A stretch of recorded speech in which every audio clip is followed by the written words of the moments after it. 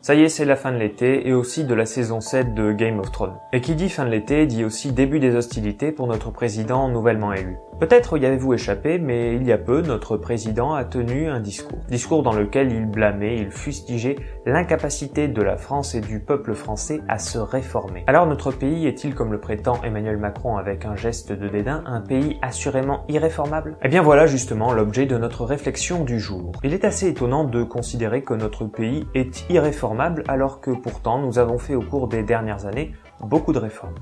La véritable question, de mon point de vue, n'est donc pas de savoir si nous avons fait suffisamment de réformes, mais plutôt de savoir si nous avons fait les bonnes réformes. Prenons ainsi l'exemple de la retraite. Figurez-vous qu'en 25 ans, depuis les années 1990 environ, il y a eu en France pas moins de 6 réformes importantes en la matière. Ces réformes ont conduit à ce qu'aujourd'hui la France soit dotée d'un des systèmes de retraite les plus sévères d'Europe. Celui-ci implique en effet qu'il faut avoir travaillé 43 ans pour avoir droit à une retraite à taux plein.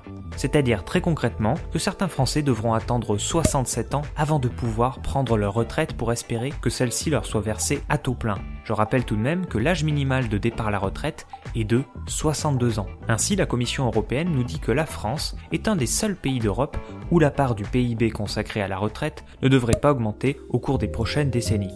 C'est tout de même assez étonnant compte tenu du vieillissement de la population et de l'allongement de l'espérance de vie de cette dernière. En réalité, cette stagnation de la part du PIB consacré à la retraite n'a rien d'étonnant. Elle se fera au prix d'une baisse du niveau de vie des retraités via une baisse des retraites. Ceci étant dit, là où Emmanuel Macron a partiellement raison, c'est que nous n'avons pas fait les bonnes réformes au bon moment. En effet, le problème de la retraite par répartition se posait de longue date, mais dans un souci d'être réélu, certains dirigeants politiques n'ont pas pris les réformes qui s'imposaient au moment adéquat. Au lieu de cela, c'est donc ma génération et la génération de retraités actuels qui va faire les frais de ce manque de vision sur le long terme. En gros, j'ai tout le temps de me laisser pousser la barbe avant d'être à la retraite. Ah bah, ça alors. Incroyable. C'est drôle, hein. C'est nul comme gag. Désolé, excusez-moi pour ce très mauvais gag de très mauvais goût. Notez par ailleurs qu'au moment où je parle, la nouvelle loi travail prévoit de revisiter 4 des 10 facteurs du fameux compte de pénibilité. Le compte pénibilité, c'est un compte qui bénéficie aux salariés exposés à des facteurs de pénibilité. Les facteurs de pénibilité, c'est en gros tout ce qui rend le travail pénible et tout ce qui s'avère susceptible sur le long terme de générer des pathologies, pourquoi pas irréversibles. Le travail de nuit, les postures pénibles, la manutention de charges lourdes, etc. etc. Chaque trimestre passé dans un poste exposé à un de ces facteurs va faire gagner 1 point au salarié. Et avec ces points, il pourra notamment bénéficier d'un départ anticipé à la retraite. Sur ce sujet-là, la nouvelle loi travail risque de durcir justement la reconnaissance de 4 de ces facteurs de pénibilité. Facteurs qui étaient jugés difficilement mesurables et donc difficilement applicables. Il est également prévu de ne plus parler de compte pénibilité mais de compte professionnel de prévention. Un changement de terme imputable à une volonté de mieux communiquer. Et justement, venons-en à cette fameuse loi travail qui devrait permettre justement un peu plus de flexi-sécurité. En gros, l'idée c'est de permettre aux employeurs de licencier plus aisément, car ainsi, avec l'assurance qu'ils pourront licencier facilement, ils devraient également embaucher plus facilement. C'est la théorie en tout cas. S'agissant de la libéralisation du marché du travail, il faut savoir que sous le seul quinquennat de François Hollande, il y a eu pas moins de 4 réformes destinées entre autres à sortir les employeurs de la camisole de force du contrat à durée indéterminée.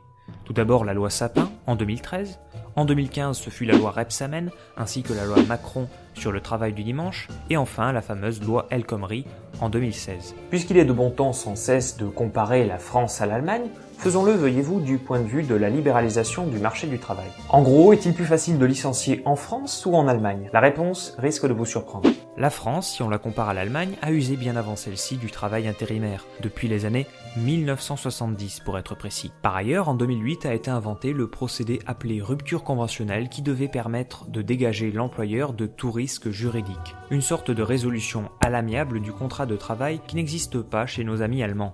Sur la base de cela et de bien d'autres choses, l'OCDE a considéré qu'il était plus facile de licencier en France plutôt qu'en Allemagne. Et pourtant, jusqu'à preuve du contraire, l'Allemagne est en meilleure posture économique que la France. Il faut donc renoncer à considérer l'aisance avec laquelle on peut licencier dans un pays comme étant le facteur déterminant pour mesurer la bonne ou la mauvaise santé d'un pays. En somme, un pays peut mal se porter, du point de vue du chômage en tout cas, alors qu'il y est pourtant très facile de licencier. A priori, il est donc faux de soutenir qu'un pays où le marché du travail est nettement libéralisé aura un taux de chômage bas. À ce titre, les constatations de l'OCDE vont plutôt dans le sens inverse. Question.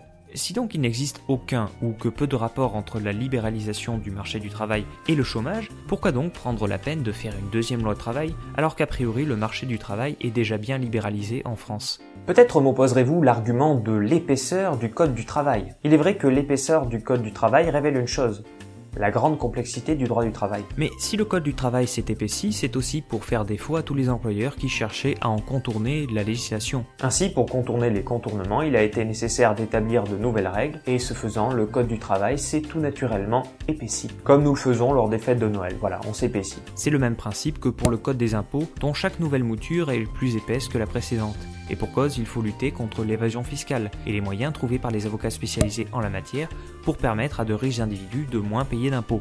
Bref, tout ça pour vous dire que la loi travail, qui est pour le moment en gestation, n'a pas vraiment ses raisons d'être. Cependant, pour la faire plus aisément passer dans le gosier du peuple français, il faut copieusement le culpabiliser et lui rappeler qu'il est vraiment un mauvais élève et qu'il n'accepte aucune réforme. Eh bien, ce discours pourtant éculé n'en est pas moins faux. Ainsi, du point de vue du nouveau président, il convient d'imputer l'état du pays au peuple plutôt qu'aux dirigeants qui sont en charge du peuple et qui sont en charge aussi de tenir le gouvernail du bateau France. Ce faisant, Emmanuel Macron montre à travers ce discours qu'il se trouve dans la directe continuité de ses prédécesseurs et que, tout comme ses prédécesseurs aux cheveux grisonnants, lui non plus n'entend pas se remettre en question. Finalement, je conclurai, tout comme le ferait Frédéric Lordon, en disant qu'effectivement, il y a bien quelque chose d'irréformable en France, mais ce n'est pas ce qu'on croit. C'est sa classe politique qui est irréformable. Voilà, j'espère que cette vidéo vous aura plu. Si tel est le cas, n'hésitez pas comme d'habitude à mettre un pouce bleu, à vous abonner, à commenter. Avant de finir la vidéo, je tiens à vous faire part d'une petite information, une petite news, à savoir que, pour faire simple, j'ai un Discord. Je vais mettre dans la description le lien du Discord où vous pourrez communiquer par voie verbale et textuelle avec moi, pourquoi pas me donner des idées pour une vidéo, me faire lire des articles que vous souhaiteriez éventuellement que je synthétise ou que je lise pour enrichir mon incroyable pensée, voilà. Bref, renseignez-vous sur ce qu'est Discord et ensuite cliquez sur le lien pour venir interagir avec moi, pour faire ça. Voilà, sur ce, je vous dis à très vite dans une prochaine vidéo et en attendant, comme d'habitude, portez-vous bien. Bye bye.